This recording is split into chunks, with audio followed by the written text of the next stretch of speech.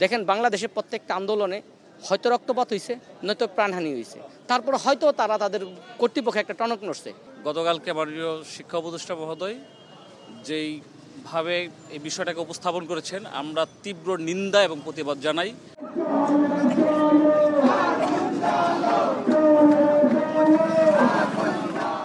আজকে এই যে অনশন কী কারণে অলরেডি মিডিয়া কিন্তু জানে বিষয়টা নিয়ে। দাবি একটাই, সরকারি তিতুমির কলেজকে পরিপূর্ণ বিশ্ববিদ্যালয় ঘোষণা করা। এই চাওয়াটা খুব আকাশ ছোঁয়া কিছু না, এই চাওয়াটা একদম বিশাল যে আহামরি কিছু রাষ্ট্রের ক্ষতি হয়েছে বিষয়টা এমন না। শিক্ষাঙ্গনে একটা শিক্ষার পরিবেশ এবং সুন্দর একটা পরিবেশ, স্বতন্ত্র একটা বিশ্ববিদ্যালয় যেখানে আমরা আমাদের প্রাণ খুলে আমাদের সেশন জটটা যাতে না থাকে। আমরা তো ন্যাশনাল ইউনিভার্সিটির আন্ডারও ছিলাম, ঢাকা বিশ্ববিদ্যালয়ের আন্ডারও ছিলাম, আমাদের লাভটা হয়েছে কি? পক্ষান্তরে তাদের প্রত্যেকে যার যার তাদের আখের গুছায় নিছে, আমাদেরকে দীর্ঘ একটা সেশন জটের মধ্যে ফালা দিছে এবং এই জাতিকে একটা অনিশ্চিত ভবিষ্যতের দিকে, ছাত্রদের একটা অনিশ্চিত ভবিষ্যতের দিকে ঠেলে দিছে। বিগত দিনে আমাদের দাবিটা ছিল না, বিগত দিনে আমাদের যে রাষ্ট্রীয় সরকার ছিল জনবান্ধব সরকার ছিল না। আমরা যেটা মনে করি এখন জুলাই পরবর্তীতে যে 1700 শহীদ রক্তের বিনিময়ে যে বাংলাদেশ পেয়েছে, এখন একটা গণতান্ত্রিক সরকার আমাদের কাছে মনে হয় গণতান্ত্রিক সরকার কাছে আমাদের চাওয়াটাই দাবিটা থাকতেই পারে।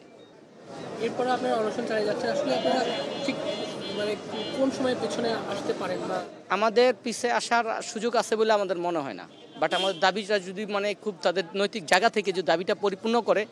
দেখেন বাংলাদেশের প্রত্যেকটা আন্দোলনে হয়তো রক্তপাত হয়েছে, নয়তো প্রাণহানি হয়েছে, তারপর হয়তো তারা তাদের কর্তৃপক্ষে একটা টনক নড়ছে। আমি আপনাদের মাধ্যমে একটা মেসেজ দিতে চাই, বাংলাদেশে তারা একটা দৃষ্টান্ত স্থাপন করুক, যে দৃষ্টান্তটা হচ্ছে বিনা রক্তপাতে, বিনা প্রাণহানিতে তারা একটা দাবি অন্তত পক্ষে মেনে নিয়েছে। আমরা আমাদের দাবির পক্ষে শতভাগ দৃঢ় প্রতিজ্ঞ এবং আমরা এখান থেকে পিছন ধরার সুযোগ নাই। আর দ্বিতীয়ত প্রথমত হচ্ছে গতকালকে মাননীয় শিক্ষা উপদেষ্টা মহোদয় যেইভাবে এই বিষয়টাকে উপস্থাপন করেছেন, আমরা তীব্র নিন্দা এবং প্রতিবাদ জানাই সরকারের কাছে এই ব্যাপারে। তৃতীয়ত হচ্ছে যে একটা বিষয় চারদিকে অনেকেই এইরকমভাবে এবং শিক্ষা উপদেষ্টা যেটা বলার চেষ্টা করেছেন যে একটা অযৌক্তিক দাবি। তো আমি এই ব্যাপারে শিক্ষা উপদেষ্টাকে বলতে চাই, আমাদের দাবিটা যদি অযৌক্তিক হয়, তা 1921 সালে ঢাকা ইউনিভার্সিটি যখন নাকি প্রতিস্থাপনের জন্য দাবি করা হয়েছে, তখনও তো অযৌক্তিক দাবি বলা হয়েছিল। ঠিক যেমনিভাবে কলকাতার দাদাবাবুরা আমাদের এই যৌক্তিক দাবিকে অযৌক্তিক মনে করেছিল, আজকে ঢাকার কিছু দাদাবাবুরা আমাদের তিতুমির কলেজের 35,000 স্টুডেন্টের এই যৌক্তিক দাবিকে তারা অযৌক্তিক মনে করতেছে। সর্বশেষ বিষয় হচ্ছে সারা বাংলাদেশের মানুষের দৃষ্টি তিতুমির কলেজের দিকে, ঢাকা শহরের মানুষের দৃষ্টি তিতুমির কলেজের দিকে।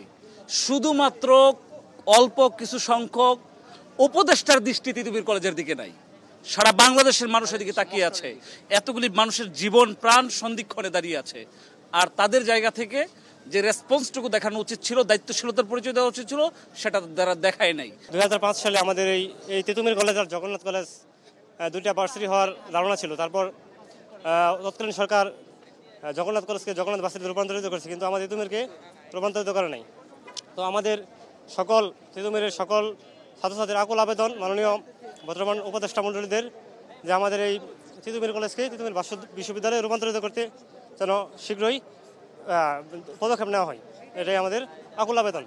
আচ্ছা, দাবি বলতে গেলে আমাদের এই তিতুমির কলেজকে স্বায়ত্তশাসিত বিশ্ববিদ্যালয় করতে হবে। সেন্ট্রালের অধীনে আমরা যাব না। সেন্ট্রালের অধীনে মানে ঢাকা বিশ্ববিদ্যালয় তো এখন 7টা কলেজকে অধিভুক্ত আওতায় রাখছে।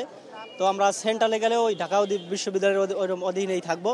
তো আমরা চাচ্ছি যে তিতুমির কলেজ স্বতন্ত্রভাবে বিশ্ববিদ্যালয় হোক, এবং আমাদের তিতুমির কলেজের 35,000 শিক্ষার্থীর একটাই দাবি যে তিতুমিরকে বিশ্ববিদ্যালয় ঘোষণা করতে হবে।